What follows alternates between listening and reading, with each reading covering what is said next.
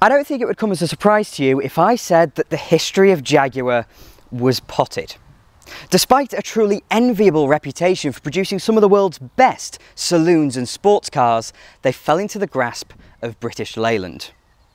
In those near 2 decades, a total lack of funding and declining quality could well have killed them.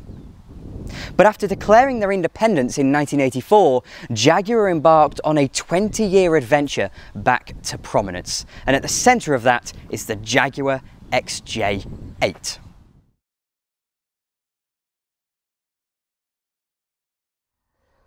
Before we begin, Twincam is proudly supported by Bidding Classics, the new online classic car marketplace featuring an array of cool and interesting old cars, much like this Malcolm Sayer designed hunk of 12-cylinder goodness.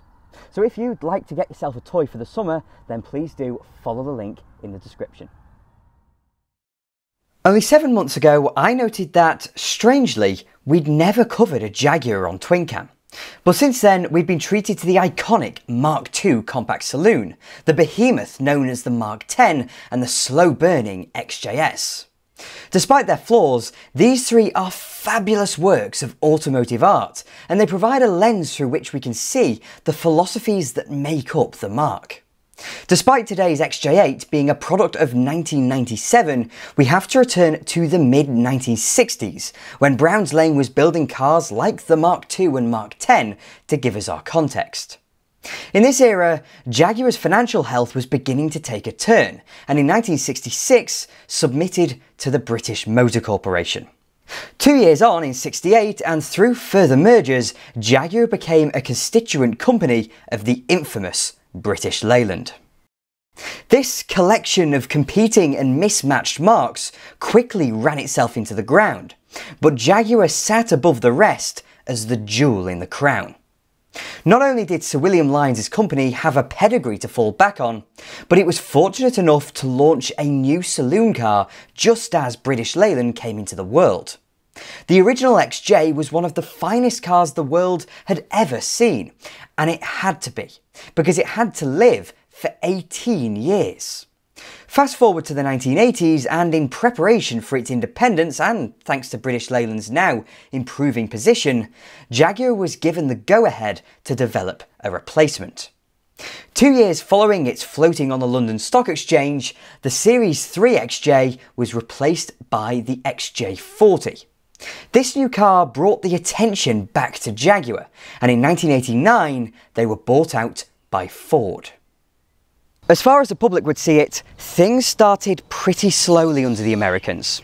Jaguar was a relatively small company, and following years of underinvestment, didn't have the facilities you'd find at BMW or Mercedes-Benz, for example. Even worse, those two had recently developed 12-cylinder engines, removing Jaguar's last remaining advantage. To add insult to injury, the badge on the back of the XJ40 only read Jaguar XJ6.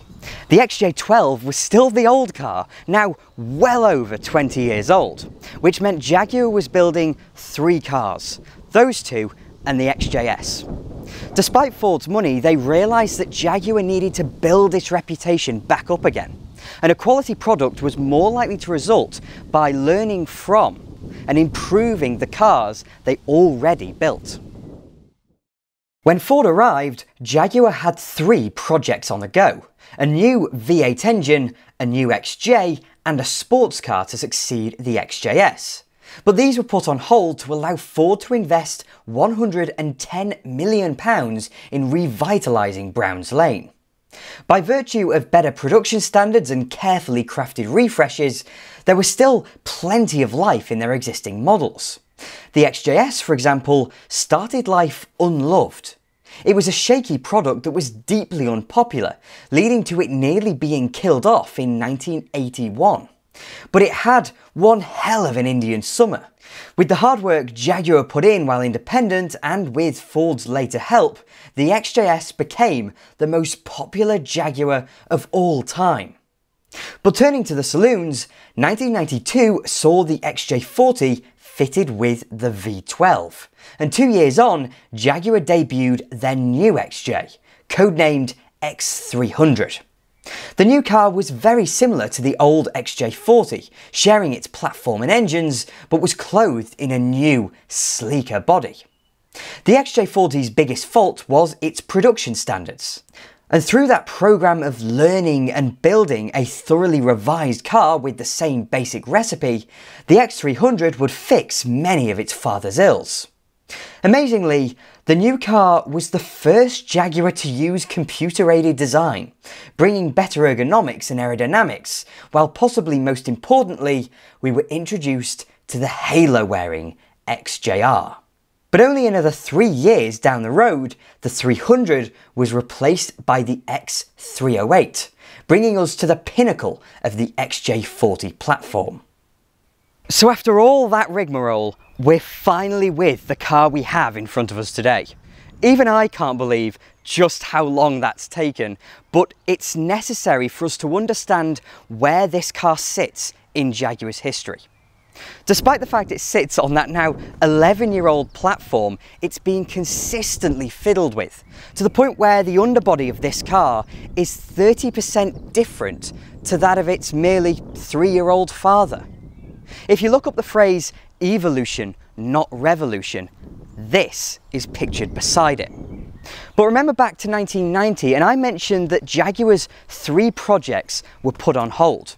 But here, 7 years on, Jaguar is finally bearing its fruits, because underneath this artwork of a bonnet is the all-new 4-litre V8. For a long time, it was Jaguar's philosophy that straight 6s and V12s were the only engine layouts to provide truly smooth power plants. And on paper, they were bob on. But the XJ6's power plant was by now around 15 years old, and frankly, it wasn't up to much. Even worse, the once incredible V12 was now over a quarter of a century old, totally outmoded by its more modern competitors. They desperately needed a new engine, and before Ford got involved, without the money to build 2 engines, they settled on a V8, making this the first Jaguar XJ8. And the engine totally dictates the driving character of this car, because while I subscribe to that pro 6 and 12 cylinder view of the world, you can't ignore the realities of life. This is more compact, it achieves economies of scale better, and barring the real top of the line Germans, this is in line with what everyone else was doing.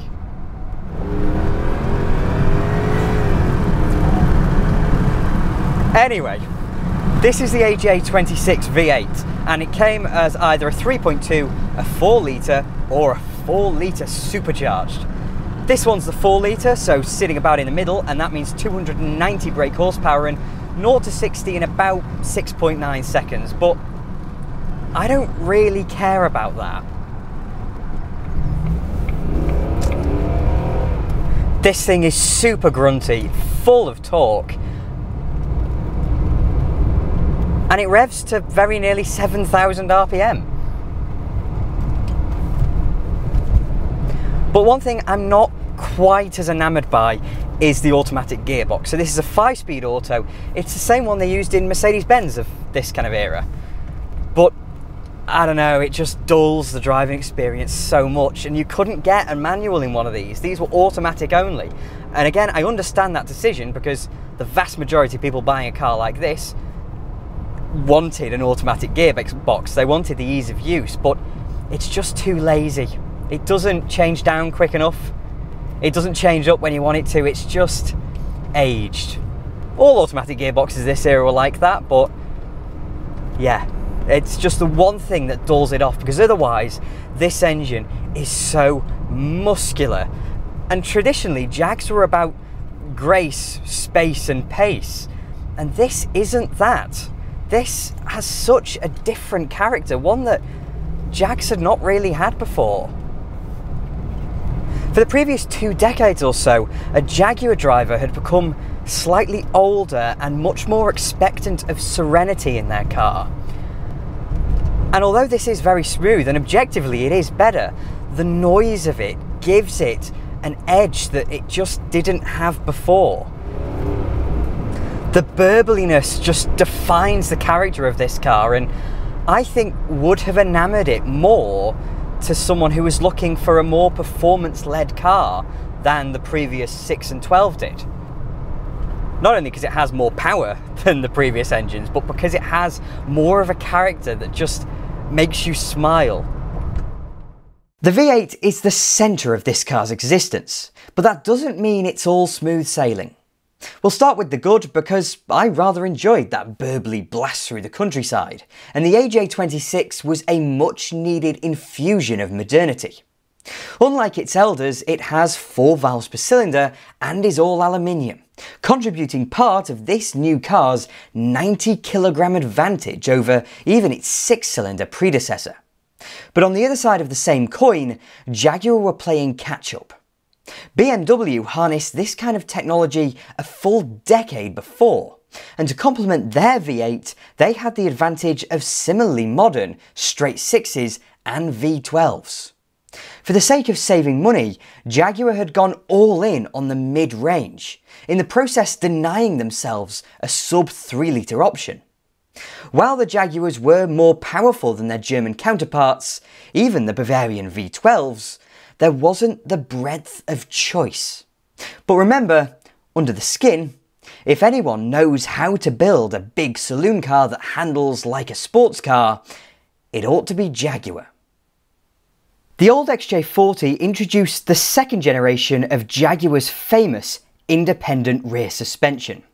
And while other manufacturers revolutionised their methods of rear suspension every few generations, the same basic system had blessed every Jaguar since the E-Type with a commendable compromise between ride and handling. Joining double wishbones at the front, which were just about the best system you can get in a road car, the differential is sat in a cradle. At each side there's a lower wishbone, while the drive shafts act as the upper arms. But unlike the older cars, these don't require 2 springs per side, and the brakes are mounted outboard for easier servicing, but I'm conflicted. There's no doubt in my mind that this is a phenomenally capable chassis. It amazes me how Jaguar managed to create a car of this size with a sense of agility surpassing that of my smaller and period correct BMW. But to add insult to German injury, it goes about that agility in supreme comfort and with admirable silence. Yet here's where the conflict comes in.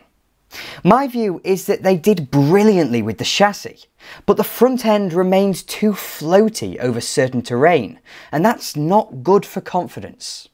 Even worse is the steering, which is just vague. I have no doubt that confidence would build over time, but the front end and the steering rack are pulling a mask over a great platform. But regardless of the engine and anything else Jaguar had done to modernise it, I can't help but feel that the styling is our centre of attention. It's an awesome thing, but it is exceptionally similar to the X300. We'll get to that in a minute, but we're talking minor tweaks to perfect the archetypal XJ feline curves. These XJs toe a line very few cars can do. Nobody would mistake this for anything other than a Jaguar. So it's brimming with character, but simultaneously it's a big, expensive saloon car. And with that comes an expectation of luxury and class that a buyer wouldn't do without. And the X308 has that in bucket loads. For starters, the chrome grille and quad circular headlamps are both classic and imposing. The fluted bonnet is a work of art, and the car's stance through its haunches, overhangs and window line is one of supreme confidence. Take the relationship between the line atop the wings, into the glasshouse and out of the other side with the door handles. Everything's facing the sky. It's regal, but that prowess doesn't translate into flashiness. It's remarkable how Jaguar managed to build a car that was simultaneously a statement of good and proper style, as well as elegant and even understated.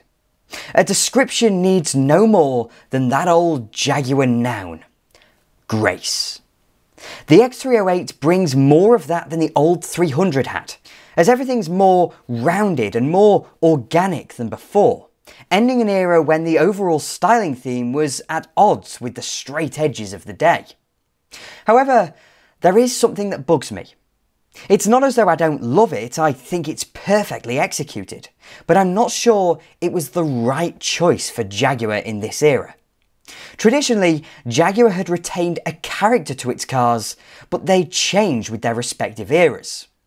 The XK150 made way for the E-Type, which was supplanted by the XJS and finally the XK8.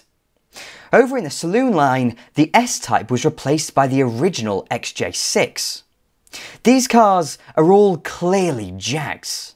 They're all feline and graceful, but evolutionary and individual.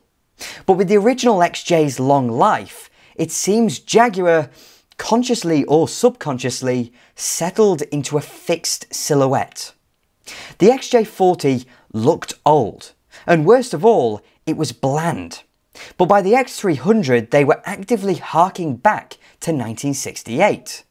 With these two refreshes culminating in our X308, they kept digging into that rut.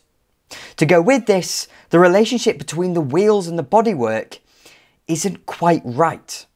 That's where you can tell it's a heavy facelift. It sits awkwardly if photographed from certain angles. I do think it's a pretty car, but in competition with the likes of the E38 BMW 7 Series, I can understand why younger buyers were turned off by the Jag's tradition. But fortunately, I have another caveat. The X308 is now 27 years old, and when you place it beside its contemporaries, the Mercedes S-Class and Lexus LS400 especially, it's utterly timeless. It's not just that it's aged spectacularly, but the style was so acceptably classic that it was never going to fall out of fashion.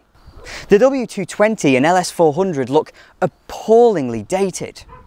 And of all four, I reckon the Jaguar is the one most people would choose in 2023. It's amazing how these things evolve, because it would be fair to say that the 80s and 90s effectively killed the XJ. But that's what nearly 3 decades does to a shape. And you cannot beat the interior of a Jag. And although the exterior of this car is next to identical to its predecessors, the interior is all new, ground up, and they nailed it. Almost every other manufacturer designs some plastic fantastic dashboard, then shoves a strip of wood on it and calls it quits. In short, they look rubbish. I'm looking at you, Mercedes-Benz. But this is so beautifully styled. And though I've just charged the exterior with verging too far in the direction of tradition, the interior is right on the money. The main fascia is pure original XJ, and look at this sweep here, this curve, and these binnacles. It's so cosseting as well. It's a Jag, you know. It feels special and it's timeless. But there are 4 things that we need to mention. First of all is the steering wheel, which frankly has to go in the bin. Second of all, this is a very long car. It's not very wide, and it's a little bit smaller than, you know, the contemporaries that I've mentioned through this video. It is smaller, but there isn't that much room in here. There's not very much leg room in the back. There's no headroom, and there's not very much space in the boot either. And then you can tell if you look for it that there is something older going on underneath all this newness, because the windscreen's really close. The dashboard is not that big, which makes it feel older. The way the sills are constructed makes it feel older as well. The pillars, for example, all this, you can feel that there is something from a previous era still lurking beneath. And finally, although this all feels well assembled and a lot of it feels very good quality, it's not as good quality as the likes of BMW, for example, in this era, who were at their peak. There is a little bit of Fordness going on with just a couple of the buttons. This is a spectacular car on many counts, but as I mentioned earlier, stylistically, the XJ was becoming a caricature of itself. It may be pretty, but that doesn't sell cars. Keeping up to date sells cars. And thanks to a prior 15 years of the XJ being outdated, the X308 was simply too late. The desirability was gone, but placed in the context of Jaguar's history, it's the pinnacle of that culture during the early years of Ford in perfecting what they had. And taken on those grounds, this thing is awesome. Compared to the average, it feels like an independent, a maverick. An XJ feels unique. And on that note, thank you very much for watching. If you enjoyed the video, then please do click like and subscribe to TwinCam as well. I'm forever indebted to my wonderful Patreon supporters, so if you'd like to support me that way, then please do follow the link in the description.